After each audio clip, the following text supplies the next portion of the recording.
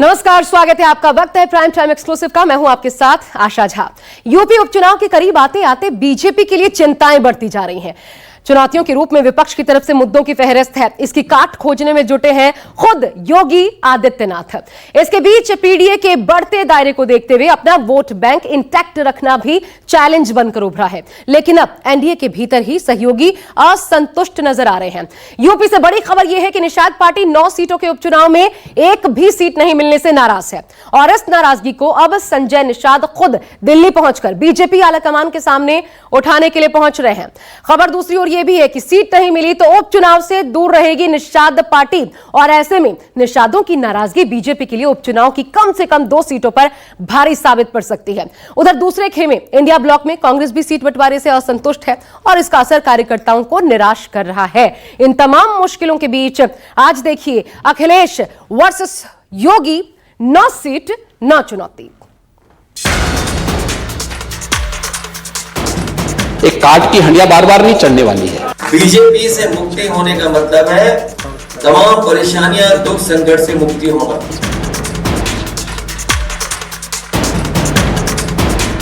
दो 2017 में भारतीय जनता पार्टी का कमल मिल्कीपुर में खिला था। आयोग चुनाव कराने का ऐलान करेगा, तब जनता की अदालत में 2-2 हाथ हो जाएंगे। हम 9 विधानसभा में से अधिकांश सीटें जीतेंगे। 10 की 10 इंडिया गठबंधन जीतेगा और इनको हराएगा, भाजपा को।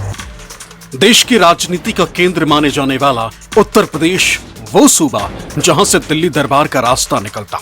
एक बार फिर इस सूबे में चुनावी शोर है। वजह है 9 सीटों पर होने वाला उपचुनाव। वो उपचुनाव जो ये तय करेगा कि 2027 में किसकी दावेदारी कितनी मजबूत है। एक काट की हंडिया बार बार नहीं चढ़ने वाली है। पीडीए ही एनडीए को हराएगा, पीडीए ही भारतीय जनता पार्टी को हराएगा। समाजवादी पार्टी समाजवादी पार्टी है। भारतीय जनता पार्टी मिल्कीपुर विधानसभा से बहुत बुरी तरह से हारेगी और समाजवादी पार्टी कम से कम 50-60 हजार वोट से जीतेगी और एक इतिहास कायम करेगी। दरअसल यूपी उपचुनाव अब सिर्फ उपचुनाव नहीं रह गया, बल्कि ये सियासत का वो अखाड़ा बन गया है जिसमें जिसके दाव सटीक बैठेंगे उसके लिए 2027 विधानसभा की राहें आसान हो जाएगी। भले ही मुकाबला एनडीए बनाम इंडिया गठबंधन के बीच माना जा रहा हो, लेकिन बाकी दलों की सक्रियता से चुनावी मैदान में उतरने से मुकाबला अब कांटे का माना जा रहा है, जिससे योगी और अखिलेश दोनों के लिए चुनौतियां काफी बढ़ गईं। उत्तर प्रदेश की 9 विधानसभा की सीटों पर होने वाले उपचुनाव की तारीखों के ऐलान के साथ ही प्रदेश का सियासी पारा अब चढ़ता हुआ नजर आने लगा है। हालांकि प्रदेश में सियासी वर्चस्व की लड़ाई योगी आदित्यनाथ और अखिलेश यादव के बीच ही मानी जा रही है, लेकिन उपचुनाव में मायावती, ओवैसी और पल्लवी पटेल के उतरने के बाद अब दोनों ही दलों को अपने वोट बैंक पर सियासी खतरा मंडराता हुआ दिखने लगा है। एक तरफ जहां बीजेपी को अपने ओबीसी वोट बैंक के खिसकने का डर सता रहा है, तो वहीं दूसरी तरफ अखिलेश यादव को अपने पीडीए वोट बैंक में सेंधमारी की खतरा भी नजर आने लगा है। ऐसे में उपचुनाव से पहले दोनों सियासी दलों के लिए चुनौतियां बढ़ती हुई नजर आ रही हैं। दरअसल इस चुनाव में योगी अखिलेश के लिए चुनौती बहुत ज्यादा बढ़ चुकी। बीजेपी और समाजवादी पार्टी के सामने सहयोगियों की नाराजगी, मंडल बनाम कमंडल की राजनीति, तीसरे मोर्चे का उपचुनाव में उतरना, मायावती का ताल ठोकना, लॉ एंड ऑर्डर और जातीय समीकरण जैसे मुद्दे चुनौती बनकर सामने खड़े। ऐसे में अब योगी और अखिलेश के लिए राहें आसान नहीं। हालांकि दोनों लगातार अपनी अपनी तैयारियों को धार देने में जुटे। क्या ये लोग जिनके पास न दिल है न दिमाग है, क्या ये लोग कर पाएंगे? क्या इस समाजवादी पार्टी के लोग कर पाएंगे? क्या? अरे उनको अवसर मिलेगा, फिर डकैती शुरू हो जाएगी, लूटपाट शुरू हो जाएगी। जिसकी सोच नकारात्मक हो और जिसका दिल और दिमाग नकारात्मक हो, वो विनाश ही कर सकता है, विकास नहीं कर सकता। खेल बिगाड़ेंगे सहयोग। दरअसल यूपी की राजनीति में धर्म और जात पात की राजनीति का लंबा इतिहास रहा। यही वजह है कि चाहे बीजेपी हो या फिर समाजवादी पार्टी, इसे साधने के लिए सहयोगियों का साथ जरूरी है। और अब इन्हीं सहयोगियों को साधना दोनों दलों के लिए किसी चुनौती से कम नहीं। बात अगर बीजेपी की करें तो उसके लिए सबसे बड़ी मुसीबत बनी है निषाद पार्टी। दरअसल यूपी उपचुनाव के 9 सीटों में से बीजेपी 8 सीटों पर लड़ने का मन बना चुकी है।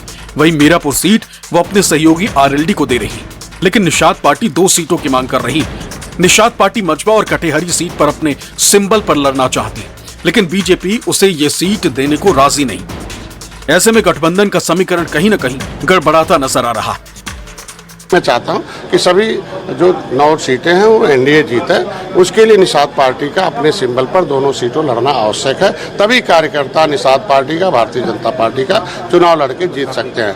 क्योंकि जब सिंबल निषाद पार्टी का होगा तो मेरे कार्यकर्ता, मेरा समाज वोट देता, और वो भारतीय जनता पार्टी, दोनों मिलकर हम लोग चुनाव जीत जाते। सिर्फ बीजेपी ही नहीं, सहयोगियों को लेकर समाजवादी पार्टी की राहें भी आसान नजर नहीं आती और वहां भी सीटों को लेकर घमासान मचा। एक तरफ समाजवादी पार्टी जहां 9 में से 7 सीटों पर चुनाव लड़ना चाहती, तो वहीं कांग्रेस 3 सीटों की मांग कर रही। ऐसे में इंडिया गठबंधन में भी सहयोगी नाराज नजर आ रही। समाजवादी पार्टी तो पहले गठबंधन धर्म निभाना नहीं जानती, पहली बात, हम उसके भुक्तभोगी हैं। दूसरी बात, कांग्रेस यूपी में सीट अगर मांगती है सपा से, तो कांग्रेस का जहां प्रभाव है तो वहां सपा को भी सीट देना चाहिए। दोनों ताली हाथ से बजेगी, दोनों हाथ से ताली बजेगी।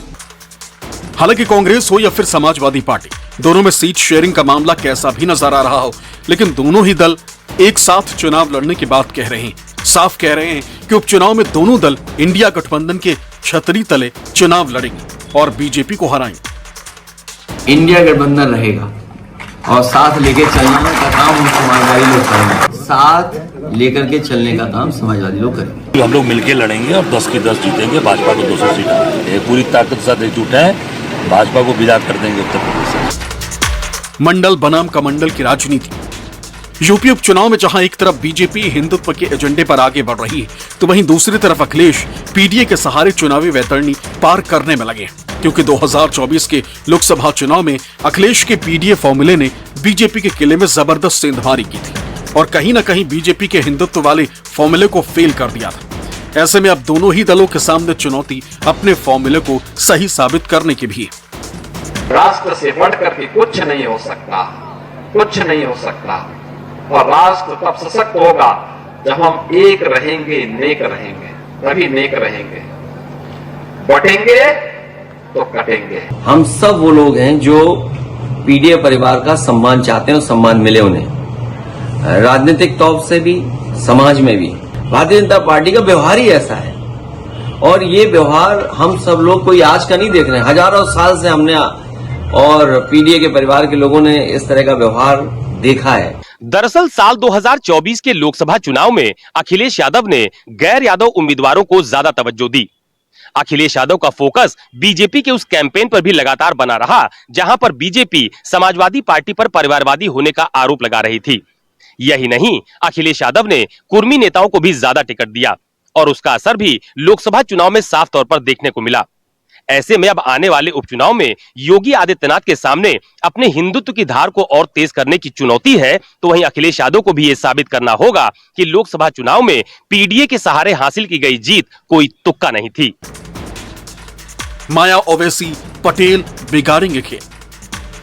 भले ही मुकाबला एनडीए बनाम इंडिया गठबंधन के बीच माना जा रहा हो, लेकिन क्षेत्रीय दलों को यूपी की राजनीति में दरकिनार नहीं किया जा सकता।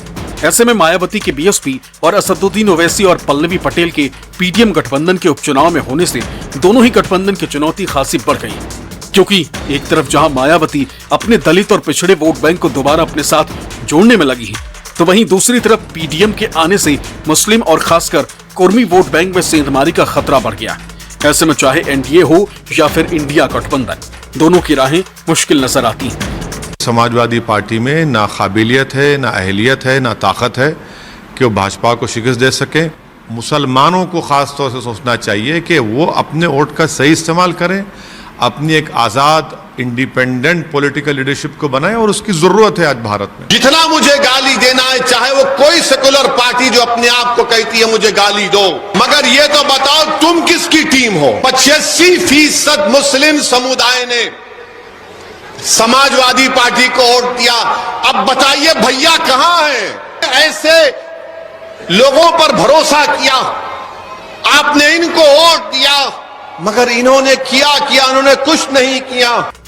हालांकि राजनीतिक जानकारों का मानना है कि भले ही बीजेपी और समाजवादी पार्टी किसी भी तरह की चुनौती होने से इनकार कर रही हो, लेकिन योगी अखिलेश के लिए चुनौतियां तो हैं।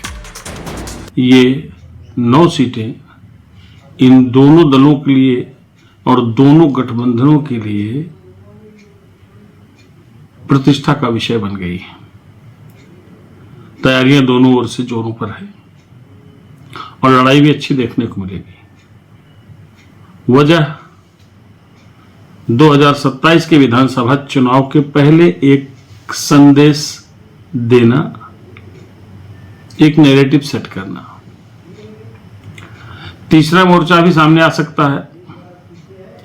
पीडीएम यानी असदुद्दीन ओवैसी की पार्टी और अनुप्रिया पटेल की बहन पल्लवी पटेल की पार्टी। तो साख का सवाल बने इस उपचुनाव में योगी आदित्यनाथ और अखिलेश यादव के समक्ष जो चुनौतियां उभरी हैं वो एक एक करके हम आपको दिखाते हैं, क्योंकि तैयारियां बड़ी है, चुनौतियां भी बड़ी है, एक गहरी खाई है जिसको पाटना है। पहली चुनौती है सहयोगी दलों की। कैसे? योगी के लिए निषाद पार्टी जैसा आपने देखा वो चुनौती बन रही है। अखिलेश के लिए कांग्रेस को मनाना अपने आप में एक चुनौती है। दूसरा चैलेंज है मंडल वर्सेस कमंडल का। बीजेपी के हिंदुत्व एजेंडे का ये टेस्टिंग ग्राउंड साबित होगा 9 सीटों का उपचुनाव, और अखिलेश के पीडीए फॉर्मूले की भी अग्नि परीक्षा होगी। ये दिखाना होगा तुक्केबाजी नहीं थी वो जीत जो लोकसभा में मिले। माया, ओवैसी, पटेल ये भी एक फैक्टर। बीएसपी से दलित वोट बैंक खिसकने का खतरा है दोनों ही पार्टियों को। तो दूसरा, ओवैसी पल्लवी पटेल जब एक साथ आए और पीडीएम की बात कर रहे हैं तो ऐसे में यहां भी सिंधमारी का एक डर सता रहा है, खासकर ज्यादातर अखिलेश यादव को। एक और बड़ी बात, वोट बेस की लड़ाई जो है वो भी अहम हो जाती है। ये भी एक चैलेंज होगा। अखिलेश के पीडीए का वोट बैंक जो है उसका टेस्ट होगा। दूसरा, बीजेपी के गैर, यादव, ओबीसी और जाटव दलित वोट बैंक का भी टेस्ट इसी चुनाव हो जाएगा। किसका कितना दमखम इनके बीच।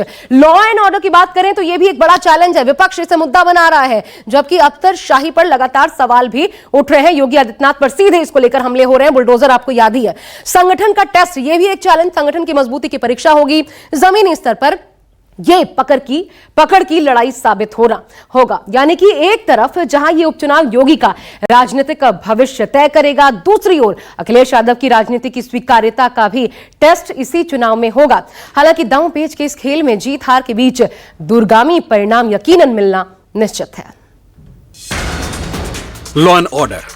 यूपी उपचुनाव में कानून व्यवस्था को लेकर भी विपक्ष सत्ता पक्ष पर हमलावर है। जिस कानून व्यवस्था को हथियार बनाकर सीएम योगी लगातार यूपी की सत्ता पर विराजमान है, उसी मॉडल को लेकर अखिलेश योगी को घेरने में लगे।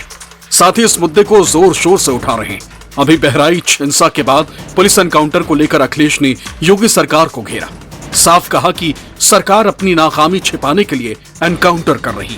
वहीं सीएम योगी बार बार कह रहे हैं कि जो भी गलत काम करेगा उसे अंजाम भुगतना पड़ेगा। सरकार अपनी नाकामी छिपाने के लिए एनकाउंटर कर रही है। एनकाउंटर, नई परिभाषा में हाफ एनकाउंटर और भी कई परिभाषाएं जो सरकार ने बनाई हैं। अगर एनकाउंटर से ही लॉ एंड ऑर्डर बेहतर हो रहा होता तो अभी उत्तर प्रदेश कई आंकड़ों में और प्रदेशों से अच्छा होता। सुरक्षा सबको देंगे, शासन की योजना में भागीदार सबको बनाएंगे, लेकिन अगर कोई कानून को ठेंगा दिखाएगा तो कानून उसको उल्टा लटकाने की ताकत भी रखता है। इस प्रकार का एक जज्बा भी सरकार का दिखना चाहिए।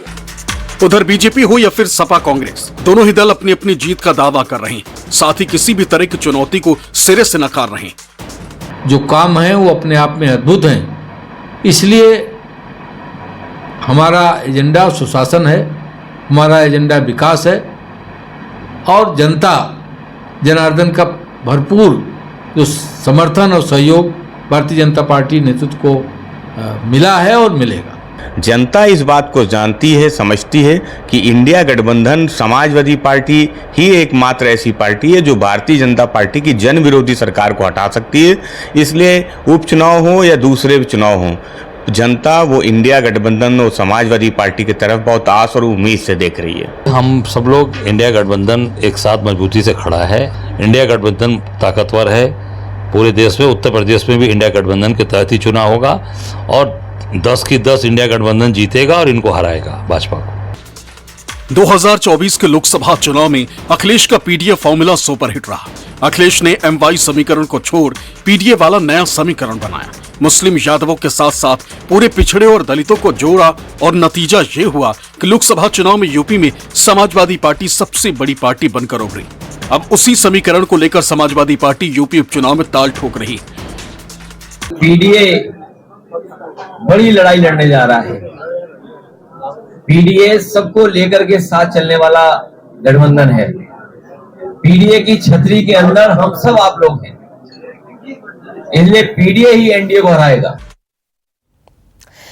तो अब आपको दिखाते हैं, जब जो दो चेहरों के बीच आमने सामने की भिड़ंत है तो किसका क्या दांव पर लगा है। बड़ी शख्सियतों का अखिलेश वर्सेस योगी आदित्यनाथ।